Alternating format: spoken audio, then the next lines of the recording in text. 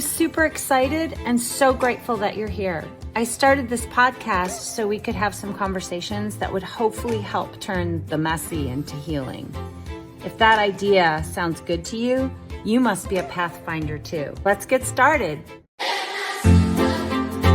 Hey, hi. So we're going to do an episode today for this Talks Too Much podcast thingy on ADHD in women. And I have one of my dearest friends, Kelli May, to talk about it because her and I were chatting a few weeks ago, and the funniest part about this is after we chatted a few weeks ago, we were like, oh my God, we should talk about women and ADHD because no one ever talks about it. Like, we all talk about it in kids, but we don't talk about what it looks like in our everyday life as women now, you know? And of course, back when we were younger, they didn't know that and they didn't diagnose it. So, and then after we decided to do this, I was laughing so hard at how many texts and scheduling things. It took two ADDers to schedule this. It cracked me up. I was laughing. I'm like, oh, that's so perfect. So introduce yourself and then we'll just, chat it up about this.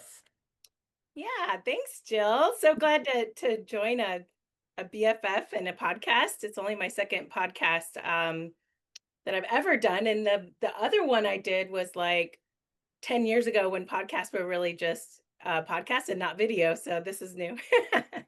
But yeah, my name is Kelli May Douglas, and I live here in sunny San Diego. You can see the sun here coming out of my. I know, I was saying earlier, you look like an angel. It's perfect. Yeah. So as long as, I like framing it as an angel. So as long as it's not distracting. No, I'm in Oceanside, California, which is northern North County, San Diego. Live here with my family, my husband, Jason, and my daughter, Chloe, and my grandson, Sebastian, here with our two dogs. And then my son, Elijah, also lives here in San Diego, about 20 minutes away. Grew up a military family, so kind of grew up everywhere. But I have been in San Diego for 20 years now. So I moved here in 2005. So I think I'm a local now. That's what I claim. Wow. But I also am a very proud military brat. My dad was in the Marine Corps, and I traveled around with him while he served our country. And I actually say I grew up in Japan because I moved there in sixth grade and I graduated high school there. So, but yeah, I just lots of little tidbits to share, but that's essentially me. And yeah, happy to dig into this. ADHD has been part of my life, my whole life. And I feel like Jill and I were talking, we're one of the few, at least public women, I think, adult women that really talk out loud about it. So yeah, I know you don't hear it a lot. You hear it a little bit more now. I'm seeing a lot, and I don't know if it's just because the algorithms know I have ADHD, but I see a ton of stuff now on Instagram about it, which you never used to see, and that's helpful, But I mean, now it's gotten to where, well, first I want to hear how you got, how you found out and all that stuff. But now it's just gotten to where I work with, I used to work with a lot of kids for years and families, and it's like, for a few years, it's like overdone. Like they're calling everything ADHD, and it's not. And that was tough with kids because I would have a lot of kids that either had severe trauma or had anxiety disorder, and they would just throw them in the ADHD category, not realizing that there's nuances, right? One's dopamine, the other are for other reasons. And so the treatment's a little bit different, and the symptoms are a little bit different. So now I like to really have those conversations too about the differences. But tell me, tell me like when you got diagnosed. I think you're younger than me, so maybe it was more of a thing when you were younger, but for me, no one even knew. I got diagnosed in my 40s when I went back to school for my master's. I had a class in testing, Yeah. psychoeducational testing. And we, as classmates actually it was a clinician's class, but anyway, me and classmates had to run diagnostic tests. And I Right. got diagnosed as, like Wow. serious You're ADHD. like, And I was like, did you not know? oh my God, that explains so much. Yeah. Yeah. No, so I would say actually, I would say that I think a lot of what me and my mom and my family say, is I should have been diagnosed when I was younger, but I wasn't formally diagnosed when I was a kid. But it's just funny because when I was diagnosed, and I think I was about 27, and I was going through a divorce, and and so you have all that stress and anxiety, and still raising kids, and working, and trying and figuring out, like, why is it harder now to keep organized, to keep, just to stay focused, and then on, and in that under that, kind of that time frame of also dealing with that additional stress of a divorce, um, and so I went to the doctor, really just, I can't figure this out. I don't know what's going on. And kind of went through a process of testing and referrals and all of that, and got diagnosed around 27, 28, and that was I told my mom particularly. She's like, "Oh, that makes sense. No wonder we got all those calls from the school about your attention span and you're talking too much." Which is why I love the name of your podcast, because that is certainly has been my has been a label that's been put on me, and I think I proudly own it now. But yeah, so I think that's It's probably embarrassing. I'm sorry to interrupt, but isn't it embarrassing when you're younger? Like it felt because ADHD, right? We also have, what do they call it? They call it rejection sensitivity. But we're sensitive people too. So when people were always making fun of me talking so much when I was just trying to connect, I just right. was trying to like connect and share. Yes, yeah, yeah, that connection piece I think is huge, and also just, I think a lot of it is also needing a lot more stimulus. And so I Mm. found myself put in groups of boys a lot when I was growing up. And actually my mom tells a funny story about uh she her and my dad took the three of us at the time. Now we have another sibling that joined later, but took us three kids to Disneyland, and within an hour I was lost, and I ended up in the Lost and Found, which is an actual place in Disneyland where they take kids that got lost. And I was the only girl of like 12 people and kids in that room. And now she's like, it makes so much sense. You just got distracted and found yourself without your parents. So, yeah, I think it can be embarrassing. And I was always wondering, like, why am I always being put kind of in this group of boys? And I also enjoyed like playing outside with boys more than girls because they were so active, and I really Hmm. needed to get out that energy. And so now it all just makes so much sense. Yeah, and people don't realize like people think I used to have to educate parents, in school, right? Because I did a lot of this Yeah. work in schools to begin with. And that ADHD is not just being distracted, it's like this complex brain wiring, and a lot of the strengths are kind of overlooked. And like it's not like your attention's necessarily missing, it's like it's mismanaged, Right, right? right, Because like you can hyper focus on things that are interesting or exciting to you. It's just you literally cannot force your brain to stay engaged because it has no dopamine when things are boring, right? right. Whereas other people have a little bit more discipline and can hang in there. So we constantly get, it's more of like a focus control issue. Yeah, It's not, totally. and also a filter of getting things out, and not being interrupted by every single thing Right. too, because it's hard for us to filter, right? And so, we got a lot of labels. Like I got labeled. Did you get Oh, labeled like lazy and, oh, if Jill, this is what I heard my whole life. If Jill could just apply herself, like right, she'd right. be Yeah, I so think that's right. great, right? Yeah. Yeah, I've heard that one. I'm like the least laziest I person know. I've ever met, you Yeah. know? I would never call you lazy. Right?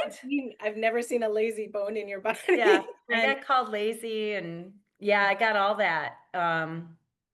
Yeah. Yeah, and it was just, you're right. It's a stimulus issue, you Hmm. know? Yeah. Absolutely. And I think, yeah, you were talking about recognizing the strengths, and it's really hard when you're growing up, when you're younger, to really to and also society kind of wasn't there at that time. At least I think that we were growing up, to see it as a strength. And I think one of the things for me that's just been so revolutionary is, in my adult, after post diagnosis, you really first being able to, put a name on it and highlight kind of what the challenges were, but then using that to find those strengths, right? Or superpowers, even, as I call it. I love Yeah, that. in my Yeah. work, like now I I I see so many parts of who people know me to be at work, and the successful sides to be really because of that whatever it is, the chemical makeup of me that is called ADHD, in some parts. I think, really is what people see and and really appreciate now. Do you have any processing issues? Like I have a lot of I have learning disabilities that go along with it. Okay. And it took me forever to figure that out. And it's interesting because I'm a behaviorist. So I didn't learn about this from the learning disability. Mhm. I learned it from the behaviors. Like I learned it backwards. Like, why am I displaying defensiveness all the time? Like, why is this such a big behavior? And some of my other behaviors, and, come to find out, those behaviors were put there to compensate for a learning disability Mm, because I really struggle to process. Like auditory processing is really mhm. hard for me. I'll miss directions, I'll misunderstand directions, I'll miss details on things. And so I would get defensive to try to fake people out of the fact that I just didn't know what was going on. Right. You know? Or like, other stuff like that, or like interrupting. I have no Oh working gosh. memory. So I'm so afraid I'm going to forget what I'm going to say. I've learned now to have a pad next to me and I'll write down while they speak so that I'm listening, or I'm trying to listen, but I also don't, want to remember what I have to say. So that's been challenging too. It's because, when I was younger, I'd interrupt because I was Oh afraid I yeah. was going to lose it, you know? Yeah, I mean, I don't think that I, had the additional learning disability, but I will say, in terms of when you framed, the processing piece, around interrupting, that is totally that, definitely growing up was really bad. And then, even in my adult life, I really had to learn, um, how to develop some strategies like you've mentioned, having a pad next to me, or, um, just different strategies to, hold myself at bay from interrupting while still retaining what I wanted to say. And I think that that's also part of it, is just not feeling heard. And so because you're either interrupting or you kind of feel shut up. And so it's like, what's the middle ground? How do I get my thoughts across? How do I express myself without seeming rude? And because it really doesn't come from that place of rudeness or wanting to interrupt someone else's thoughts, or their expression. But yeah, that was a huge piece for me to learn, and I think I'm still learning, honestly. I know, me too. I think too, and this is hard, this is vulnerable for me to admit, but I think, from what I've learned too, a lot of ADDers, we kind of see things as first person a lot. And so I had to work on my communication skills where I had to stop when I wanted to respond with the word I and stop and ask the person a question. Mm. Like almost like a tennis match, like keeping the tennis ball over there for a second instead of, you know what I mean? Yeah, Like yeah, reciprocity, which I work on that, I worked on that with kids with social skills. And as I was doing it, I was like, oh my God, like they've got to learn this. And then and then I realized I'm terrible at this. right. Like I'll just keep talking from my perspective. It's my way of sharing. Right. It's harder for me to it's literally harder for me to ask a question. I have to discipline myself to ask questions. Yeah, no, I think that asking questions is also a strategy, um, to make sure that you do kind of have, retain that mutual exchange that you're having. And honestly, I think that one trait of ADHDers is curiosity. And so I always remind myself, like, you actually want to know. You want to know. You want Yeah. to know what that person has to say. And you really that's another way of learning. And so I think I focus a lot in my self-talk on what I would like to learn from the other person.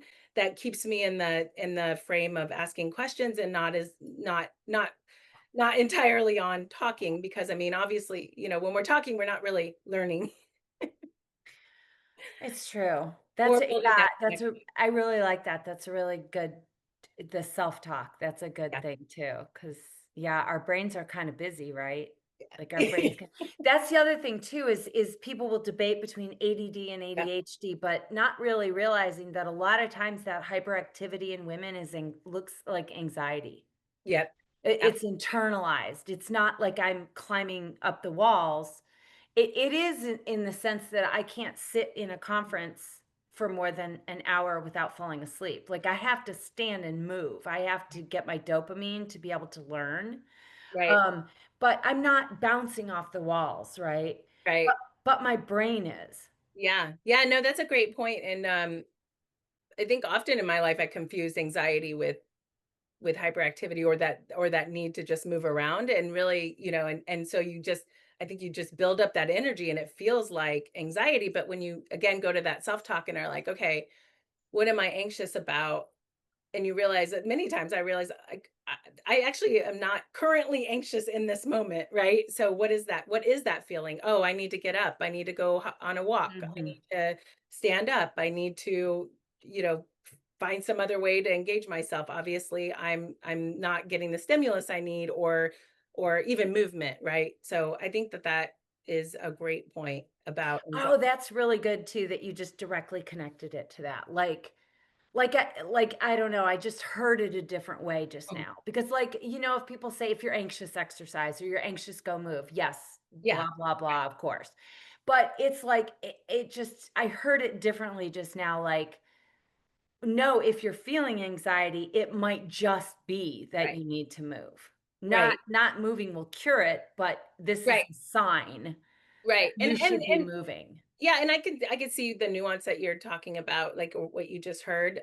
Because yeah, I mean, I feel like I think everyone knows that, get of course, movement helps a lot of feelings that you might be having. But I think my focus in terms of the context of this conversation is just ways that I help myself, like ways that I tune in and say, what is that feeling?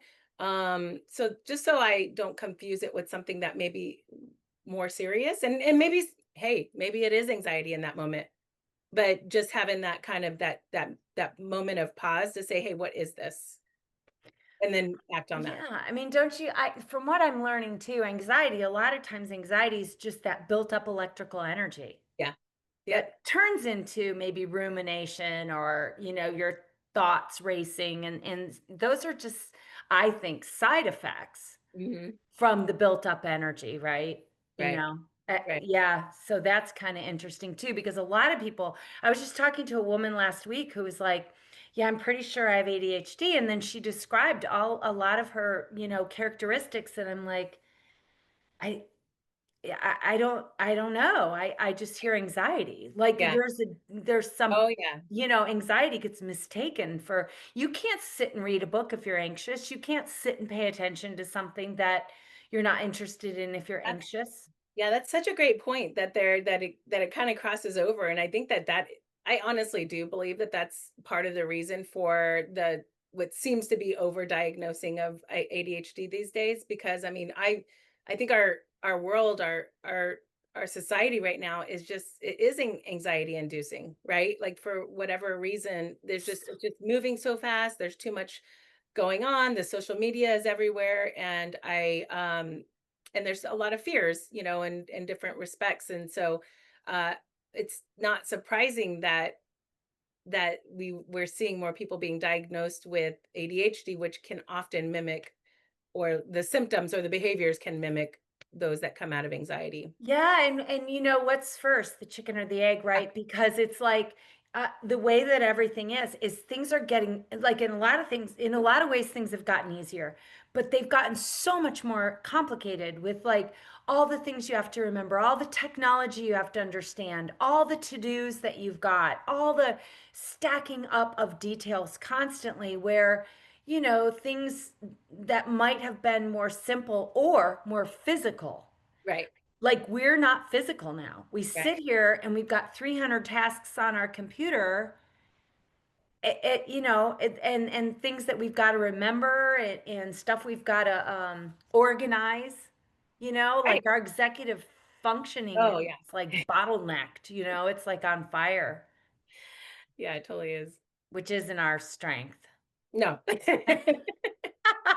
Planning and prioritizing and all that stuff is hard. It, Yeah, yeah, it is. And I think you probably do too, but I have so many different systems in place.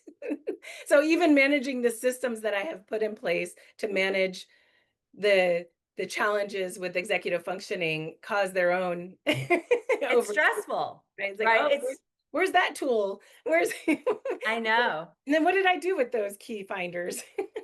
Well, and do you get like I know, and then oh my God, I've got to sit down and read the instructions to program the key Oh, finder. You know what I mean? But yes, you have to do it because we can't ever find our keys. Yeah. exactly, Like exactly. so it's nuts. It's a little bit crazy, I Yeah, think. yeah. Yeah, I mean, do you find like um I find it really hard on days where I want my freedom so badly. And then if I have too many free days without structure, Oh, yeah. I get paralyzed and can't move. Do you like Oh, I'll yeah. start getting depressed or I'll start Netflixing out or something that's not good. Yeah, all the time, all the time. I actually yeah, it's a balance. It may not be an equal balance. It's a harmony, I think, more than a balance for me, in Ooh, terms I like of that. free time versus structured time. Because I don't do well if I don't have the free time. But like you Right. said, I often, if I have too much free time, I end up just throwing everything out. And yeah, it's Netflix time for, I'm gonna binge the latest show. Yeah, it's almost like a being paralyzed, like overwhelmed. Like I have too much time. Now what do I do? Because I want to do so many things. So I'm just kind of going to do nothing. Same, same. And I also it depends on for me, it's very dependent on the season. So in the summer, I find that I I I feel like I do really well in some ways with the freedom of summer. Kind of things ease up and work isn't quite as stringent and structured. Kids are out, people are at the beach, and so I feel like I'm okay with more freedom during the summer, but I definitely cannot handle that type of freedom when, we go into the fall and the winter months.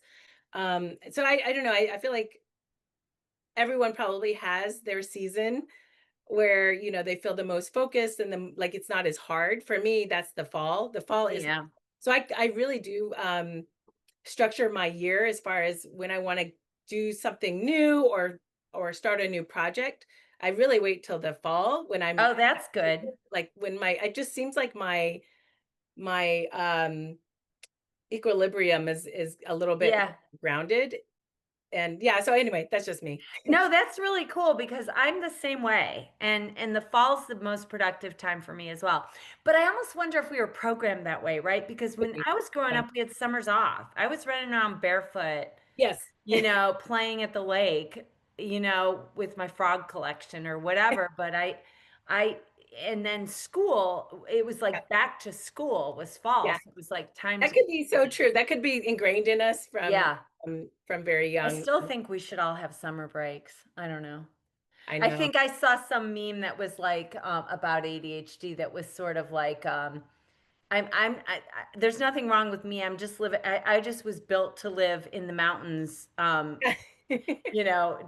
Doing something, outside hiking and taking it in and building fires, not like organizing Chat GPT and my Well, that's so schedule true. and I mean, that is true. It's just the difficult part because I think that there are a lot of people that are like that is a legitimate I mean, I know it's a meme, but I think it's legitimate. No, it's totally My true. husband grew up in the mountains of Utah, and I totally see it. Like that is where he's at his like very, very solid equilibrium. Like you just like he's just maximizing, his abilities and his strengths when we're in the mountains. You could just see it, right? No, it's true. It's like that for me too. Yeah, I'm like that too. I'm like a totally I feel like a completely different person. It's absolutely. amazing and my whole soul is like Oh awake. yeah.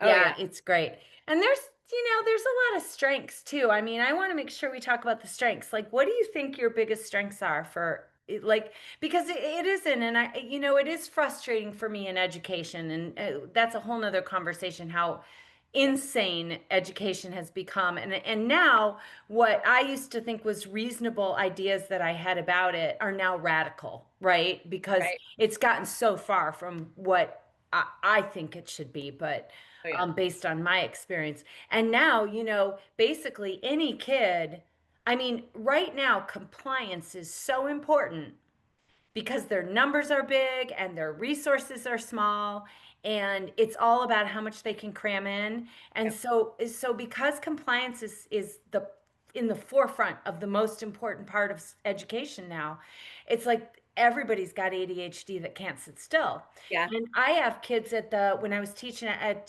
the college, right? Like I have a lot of kids that don't belong in a 4-year degree. They're tradies. Yeah. They Yeah. could be great tradies, like Totally. amazing tradies, working with their hands and, Right. having great people skills and helping people and that, yeah. So I don't know. In society, even our kids, everybody's kind of forced to all be the same and all be good at these same things. But like, a quarter of us aren't. A Yeah. quarter of us are the entrepreneurs and the innovators and the thinkers and I don't know. What do you think your strengths are? Well, I'll say, just because you brought up teaching. So, I was a teacher, an elementary school teacher for about 8 years. And most of the time I was around second grade. I did third grade and fourth grade and some other areas, reading specialist for a little bit. But I really what really hits me is when I was a second grade teacher, because I mean, second graders are what, 8 years old, 7, 8 years old. And so just generally without any sort of diagnosis or any sort of, neurodivergent kind of chemistry, just generally, I don't think that the system at the time that I was teaching, I didn't believe that the system was really acknowledging where they were developmentally. And so that was really hard for me as a teacher, um because you're having to implement something that you can see isn't working.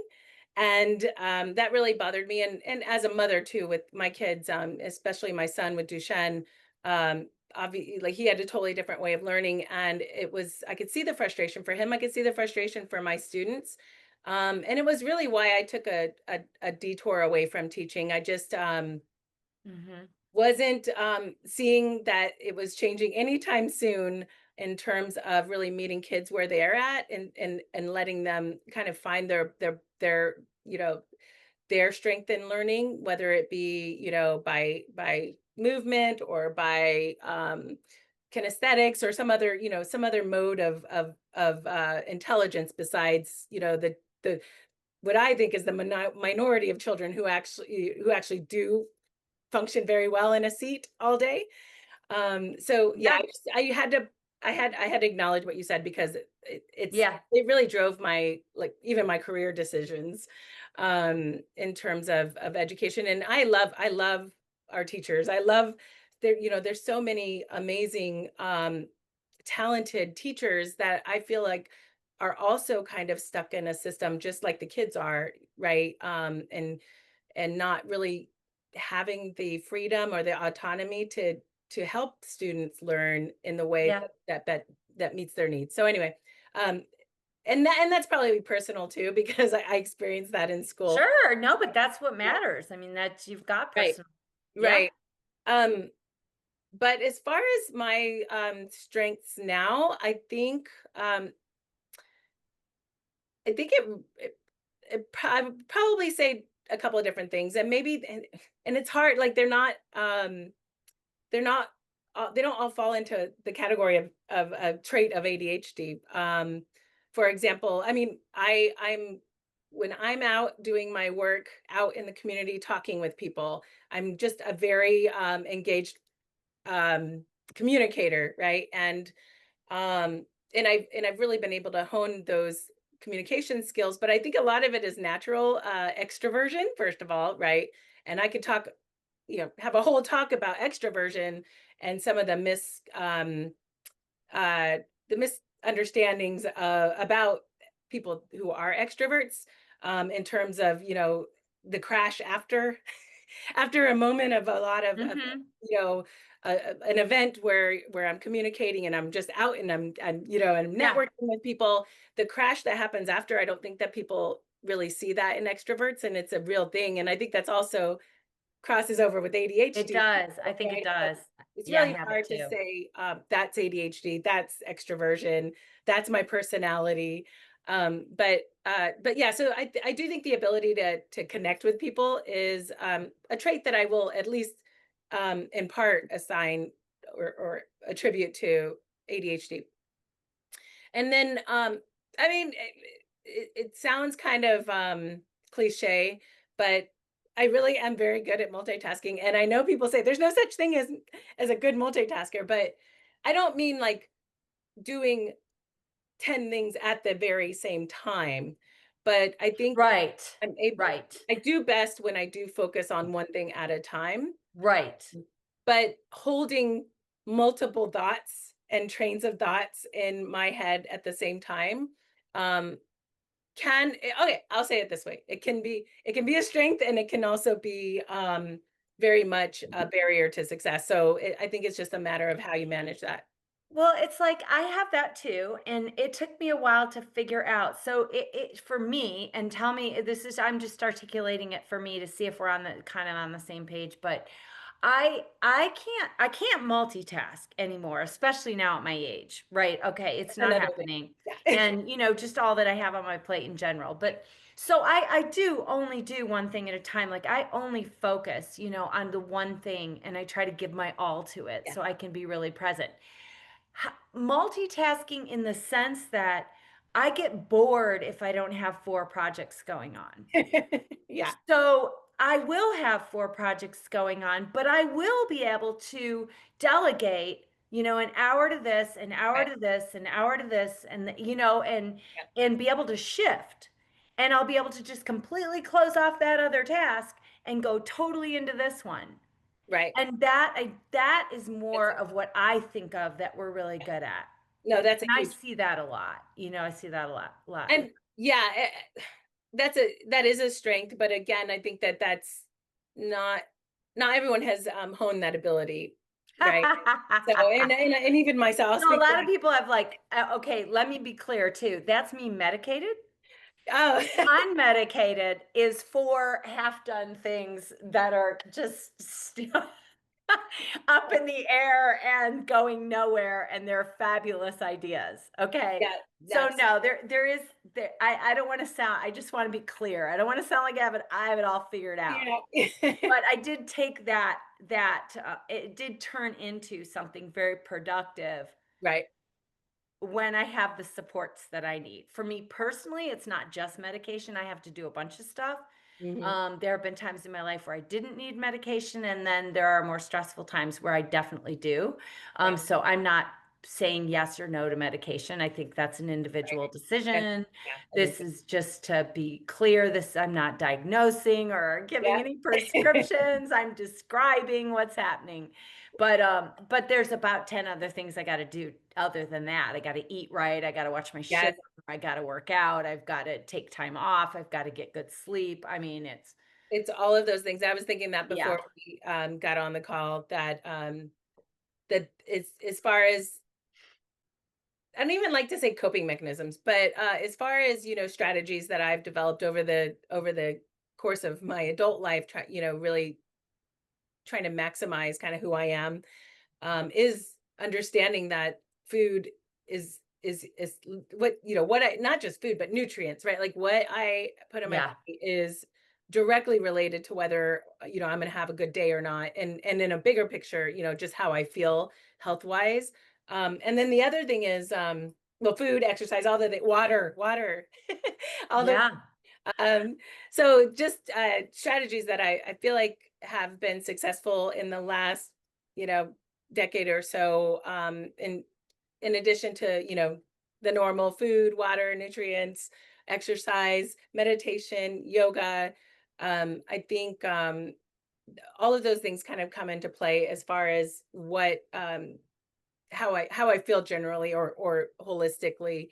So yeah, I think it's a lot of things. And like you said, people have a variety of strategies that that are helpful. And I don't think that you and I are sharing kind of what works for me, it may not work for other people, but Right. No, for sure. yeah. I think the best part about this, like one of the reasons I wanted to have this discussion too, is that I don't know, I meet a lot of women that either admit they have ADHD or they probably do or whatever.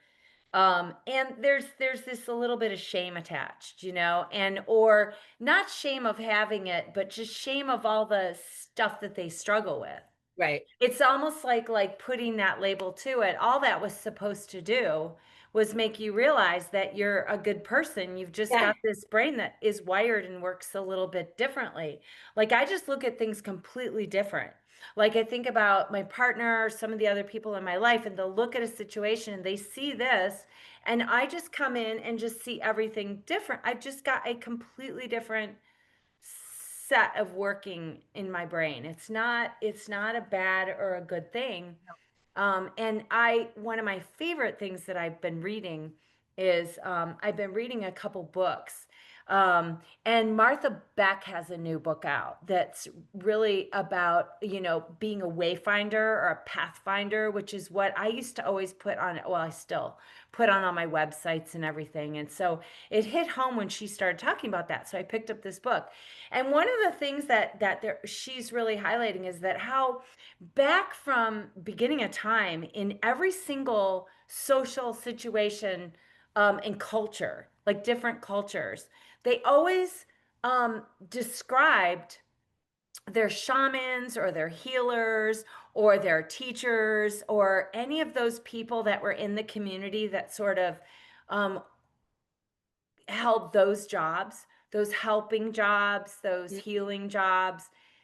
Now when they look back, those are all described as what we now call ADHD, which kind of cracks me up because it's like now, because you can't fit into our antiquated school system, or our work environments, that unless you make your own way and make it flexible for yourself, they don't see it as a gift like it used to in a lot of old cultures and stuff like that. They saw all those attributes as being the gifts of, you know and you still do see, like, my son who has ADHD just became a paramedic. Love And that. Good for him. yeah, and people that, we do end up in helping professions, right? Yes, absolutely. Yeah, I've never actually thought of it that way. I'd love to read that book.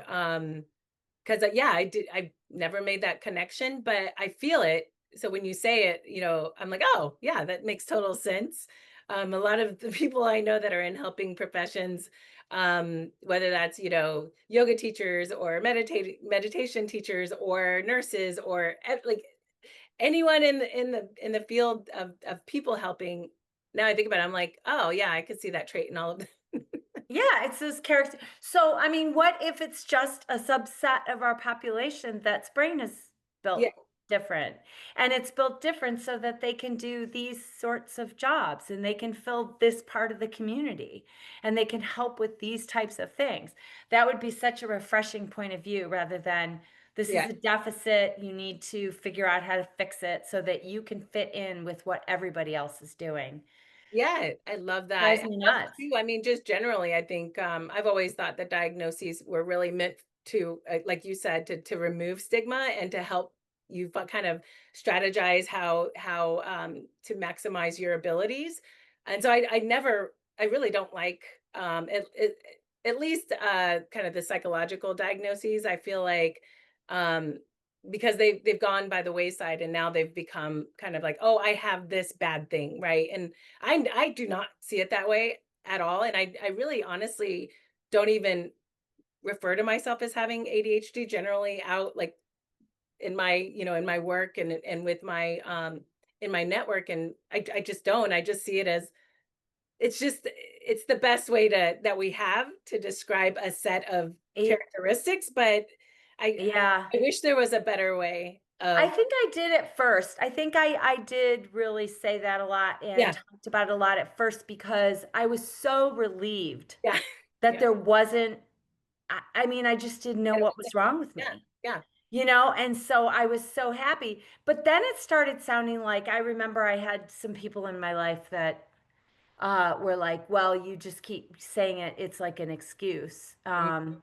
And that was hurtful just because they didn't understand what a liberating fact it had that I had to sit with and I had to learn and understand first. Yeah, But then eventually I realized that part of that was right, is that, okay, it's time now to move past that right. and accept that part of myself and stop beating myself up for it or Right. overcompensating. That's another thing, overcompensating by being a people pleaser or Oh, all yeah. these other things because I'm trying to overcompensate for some of my deficits. Mhm. Like, those are all things that needed to go away. So it was kind of this long process, like accepting it, but then realizing I'm not defined by it, right? Yeah, that's perfect. And Right. that there's so many parts of me. But I will tell you, it's why I'm good at the behavior thing. Yeah. It's why I You can look got it. at You a got it down. situation and from back here, and I can see things that maybe somebody else can't see, and I can feel things. Oh, yeah. I can actually feel what's going on. I can be talking to someone and feel what's happening with them, Mhm. even if they're not telling me. It's such And a it is a yeah, gift. so Yeah. it is a little bit of a superpower, especially when I do my Yes. behavior work with families or people, because I kind of know, I don't know where that, I just kind of know things. I'm Mhm. able to get in there and see things that aren't being said. No, absolutely. The cues that I think that we, tune into are, it's almost like a sixth sense, like, it's not. Hmm. What and I think we take it for granted that I think a lot of times I think, "Oh, that's, like, what I feel and what I see is everyone can see and feel it," and then you realize, I "Oh, no, they cannot." I know. They can't. And that can cause some frustrations too, right? When you're feeling something that isn't, like, overtly out there, and so, if you bring that to light or you say something about it, and then and you're the only one, it's like, "Oh, okay, maybe it's just me," right? I know I get in a little bit of trouble for that. Yeah. Yeah, yeah, Yeah, I get in a little bit of trouble for that. I mean, a lot of times people are grateful that somebody spotted it, but I do have to be careful I'm not putting people on the hot seat. Like, hey, I noticed, something's going on with you today. Maybe they don't want to right, talk about it or whatever example, but I think, and there's part of it too where I was afraid to be overconfident and I was afraid to be almost like I didn't want to sound like there was any kind of arrogance or anything. It's nothing like that. In fact, if anything, it's the opposite. right. Yeah, But it's just more like it is a gift. And yeah. and maybe we were given a little bit of it so we can connect and help people, And so I'm starting to finally get to a place in my life where I'm starting to get the power of it. I And love the it. power of it in a healing way, not Yeah. you know. No, and also self-healing, right? Like, and also just kind of acknowledging, "Oh, wow, like, I do have that ability. That's pretty amazing." I would say even just in the last 5 years, whether it's professionally at work or personally, I'll have someone, a colleague or a friend of mine say, "What's up with that person? Like, they're so difficult to deal with. There's, like, what's wrong with them?" And I'll say something to the fact that, like, I totally see the challenge that you're seeing, but this is how I see this person, and it's usually has something to do with, that they might have some neurodivergent Mhm. qualities that other people don't understand. And so I think that we have that natural empathy because we see ourselves, part of ourselves, at least in Oh, totally. whatever that behavior is. And I have gotten feedback from people recently, like, hey, thanks for sharing that perspective about that person. I never thought about them that way, and now I'm having better relationship with them. I'm having better communication with them, and that's just been very recent. So I'm like, oh, I think my superpower is like turning up a Mm. little bit because I Yeah. just feel like I can see people for who they are a little bit better than even I could 10 years ago. Yeah, no, for sure. And it gives us kind of an insight. Like Yeah. I feel like I often have insight into Yeah, things. especially kids, right? So, and I think, you and I both, you in the work that you've done as a behaviorist and me just as a teacher, Hmm. with the student, like really um being able to see more keenly what's going on with them, I think is really special. Yeah, it is. And knowing everybody's just trying to get the same needs met. Everybody wants to be loved and accepted and, Heard. Yeah. cared for and to feel I don't know, significant. Yeah. We all want to feel significant, and sometimes people will have some pretty crazy behaviors trying to Yeah. get that. That's true.